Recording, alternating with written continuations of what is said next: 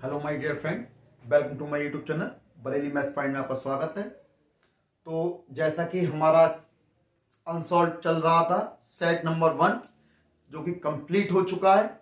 Set number 1 के सभी question मैंने करा दिए हैं। तो अब अगले सेट की तरफ बढ़ेंगे। सेट नंबर 2 324 ए वाई। तो जैसा कि इस सेट में भी सबसे पहले हम क्या करेंगे, बहुविकल्पीय प्रश्न करेंगे। जैसे कि क्वेश्चन नंबर 1 में दिया गया है कि सभी खंड हल करने हैं आपको, और सभी खंड हल करने हैं। क्वेश्चन नंबर 1 दिया गया है आपको, और उसकी ओर बढ़ने से पहले मेरे चैनल पर जो भी नया हो सब्सक्राइब जरूर करें और बेल आइकन दबाना ना भूलें, और सभी साथियों को शेयर करें। तो देखें क्वेश्चन में दिया गया है, क्वेश्चन का पहला खंड है का खंड, यदि y बराबर 4t और x बराबर 4/t तो dy/dx का मान क्या होगा, आपसे पूछा गया है। इसके 4 ऑप्शन दिए गए हैं, तो इन चारों में से कोई और एक ऑप्शन होगा, तो वो क्या होगा वो हमें निकालना होगा। तो हल करेंगे।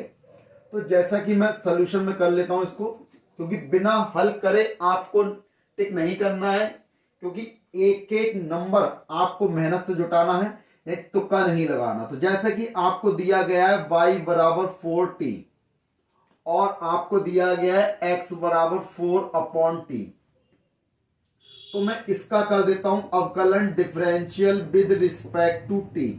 टी के रिस्पेक्ट में करेंगे तो y का हो जाएगा dy/dt। जब t के रिस्पेक्ट में करेंगे तो 4 तो कांस्टेंट हो गया और t का कितना हो जाएगा 1, तो ये हो गया dy/dt इज इक्वल टू 4। ठीक, अब देखें x का है तो यहां पे भी करेंगे differential with respect to t, तो x का करेंगे dx/dt हो जाएगा। 4 कांस्टेंट है तो d/dt ऑफ t को ऊपर लेके जाएंगे, t की पावर -1 हो जाएगी, यानी कि 4 भाई t की पावर -1 हो गई। t की पावर n या फिर x की पावर n का डिफरेंशियल का फॉर्मूला क्या होता है, मैं आपको बता दूं d/dx ऑफ x की पावर n का फॉर्मूला होता है n x की पावर n-1। तो यहां पर क्या है, t की पावर n की, देखो t की पावर n है, t की पावर -1, तो ये n पहले आ गया है, तो यहां भी क्या होगा -1 पहले आ जाएगा, और x की पावर n में से एक कम हो जाएगा, तो यानी कि t की पावर -1 में से एक और कम हो जाएगा, तो कितना हो जाएगा -4 हो जाएगा, प्लस माइनस माइनस हो गया, और t की पावर -2 यानी कि -4/t² हो जाएगा।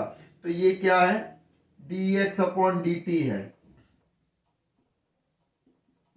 dx/dt है।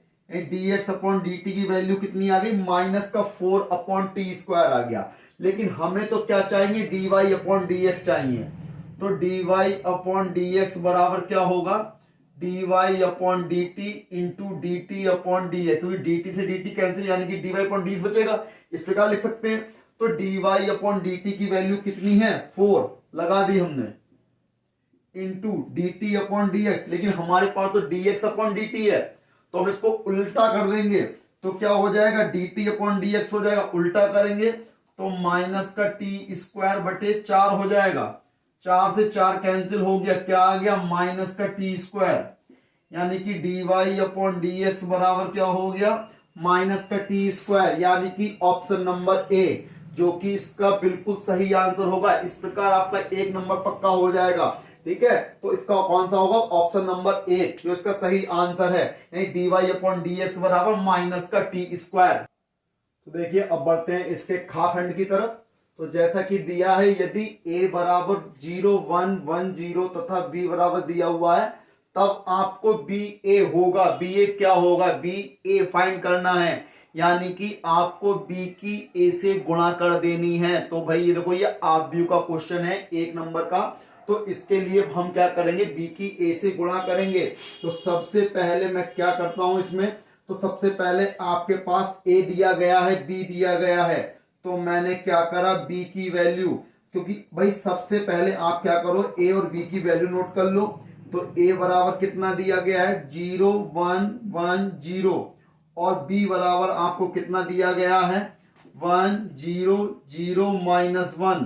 तो भाई हम देखें क्या करेंगे, और आपसे यही तो किया गया है कि ए दिया है बी दिया है, तो आपसे बी एक पूछा गया है, तो बी एक का पूछा गया है, तो बी ए का मतलब क्या है, तो देखो बी ए यानी बी की ए से गुणा, तो बी कितना है 1 0 0 -1 और ए कितना है 0 1 1 0, यानी कि आपकी 20 की ए से गुणा करनी है।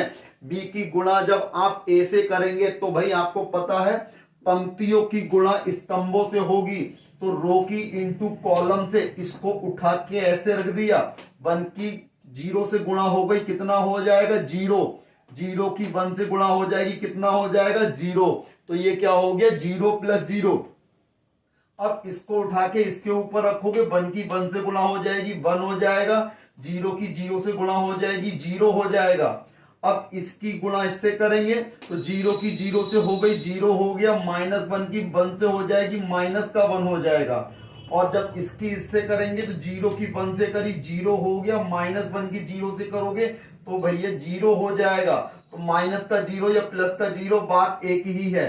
तो देखो 0 ये हो गया, 1 और 0 1 हो गया, ये कितना है -1 और ये कितना है 0, तो ये क्या है b इंटू ए है। तो देखो b इंटू ए, इसमें कौन से ऑप्शन में आ रहा है भाई, ऑप्शन नंबर 4 0 1 -1 0, यानी कि ऑप्शन नंबर 4 क्या है, इसका सही आंसर है, यानी b इंटू ए फाइंड करेंगे।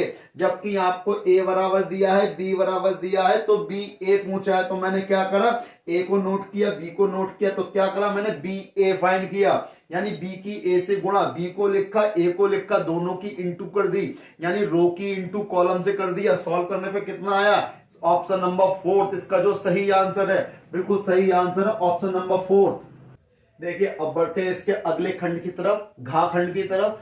अब आप सोच रहे होंगे गा खंड नहीं कराया है, क्योंकि गा खंड आपके सिलेबस से हटा दिया गया है, तो उसको मैंने इसलिए नहीं कराया, इसलिए उसके अगले क्वेश्चन घा खंड के लिए मैं बढ़ाऊं। तो घा खंड में आपसे कहा गया है इंटीग्रेशन करना है, आपको लिमिट दे रखी है 1 से लेके √3, यानी कि आपको इंटीग्रेशन के समाकलन कर आपको सीमा दे रखी है 1 से √3 dx बटे 1 + x² का मान होगा, कितना होगा ये आपसे पूछा गया है। अगर मैं इसको हल करता हूं तो भाई देखो इंटीग्रेशन की लिमिट है 1 से √3, यानी कि 1/1 + x² dx दिया हुआ है। तो भाई देखो 1/1 + x² किसका इंटीग्रेशन होता है, tan इनवर्स x का होता है, तो यानी कि ये हो गया tan इनवर्स x, और लिमिट कितनी हो जाएगी 1 से √3। जब आप इसकी लिमिट लगाएंगे यानी कि अपर लिमिट माइनस के लोअर लिमिट, तो देखें तो क्या हो जाएगा tan इनवर्स x की जगह √3 हो जाएगा, माइनस लोअर लिमिट यानी कि tan इनवर्स यहां क्या हो जाएगा 1 हो जाएगा। तो अब देखें इसको सॉल्व करेंगे, tan इनवर्स, tan में √3 मान किसका होता है, यानी कि tan 60 का मान कितना होता है √3 होता है, और tan 60 को हम क्या लिखेंगे π/3 लिखेंगे, सॉरी π/3 लिखेंगे। तो यहां पे कितना हो गया, इसको लिखेंगे कितना हम tan π/3, यानी कि π/3 लिख लेंगे, और माइनस tan इनवर्स। अब tan में 1 किसका मान होता है tan 45 का, यानी कि π/4 का, तो यहां लिख लिया मैंने tan π/4। और देखो यहां पर tan इनवर्स से tan नेग्लेक्ट हो जाएगा, यानी कि π/3 बचेगा, माइनस का π/4 बचेगा। अब यहां पे सॉल्व करोगे आप तो कितना आएगा भाई, यहां पे एलसीएम आएगा 4 और 3 का, कितना हो जाएगा 12, तो यहां से 3 से डिवाइड किया, 3 4 जा 12, तो कितना हो गया 4π, माइनस का 4 से डिवाइड करोगे 4 3 जा 12 हो गया, तो यानी कि 3π, तो 4π में से 3π जाएगा, तो कितना बचेगा, ये हो गया π/12। तो ये क्या है इंटीग्रेशन, यानी किसकी वैल्यू है, ये फाइनल आंसर आ गया, कौन सा ऑप्शन नंबर 2 इसका सही आंसर है, यानी π/12 क्या होगा, इस इंटीग्रेशन का आंसर होगा, मान होगा, क्योंकि लिमिट दे रखी है 1 से √3, तो tan इनमें √3 वैल्यू किसकी होती है tan π/3 की होती है, और 1 में कितनी होती है tan π/4 की होती है, तो tan इनवर्स से tan नेग्लेक्ट हो जाएगा, कैंसिल हो जाएगा, π/3 माइनस π/4, तो 4 और 3 का एलसीएम लोगे कितना आएगा 12 और सॉल्व करोगे कितना हो गया π/12, यानी कि ऑप्शन नंबर सेकंड इसका क्या होगा, बिल्कुल सही आंसर होगा ऑप्शन नंबर सेकंड। अब बढ़ते हैं इसके अगले खंड की तरफ कि आपको दिया है अगला खंड मापांक फलन, आपको एफ आर दिया, आर पॉजिटिव इंटीजर है यानी कि एफ एक्स बराबर मॉड एक्स फलन के द्वारा प्रदत्त है, तो वह कैसा होगा, यानी वह होगा कैसा होगा, एकैकी तथा आच्छादक है या बहुकैकी तथा आच्छादक है या एकैकी तथा आच्छादक नहीं है या बहुकैकी तथा आच्छादक नहीं है, यानी कि इन चारों ऑप्शन में से कौन सा सही होगा। तो इसके लिए मैं आपको बता दूं कि इसका ऑप्शन नंबर थर्ड होगा, एकैकी तथा आच्छादक नहीं। और इसके लिए आपको सबसे पहले एकैकी तथा आच्छादक की डेफिनेशन आपको पता होनी चाहिए कि एकैकी क्या है, आच्छादक क्या है। तो इसलिए इसका ऑप्शन जो आएगा यानी एकैकी तथा आच्छादक नहीं होगा, यानी ये क्वेश्चन नंबर 1 का लास्ट क्वेश्चन था, लास्ट खंड इसका खंड था डा खंड। तो अब ये क्वेश्चन नंबर 1 कंप्लीट हो गया। अब अगली वीडियो मिलेंगे अगले नए क्वेश्चन के साथ, क्वेश्चन नंबर 2 के साथ। तब तक मेरे चैनल पर बने रहिए और मेरे चैनल को सब्सक्राइब करिए, लाइक करिए, शेयर करिए। जय हिंद साथियों।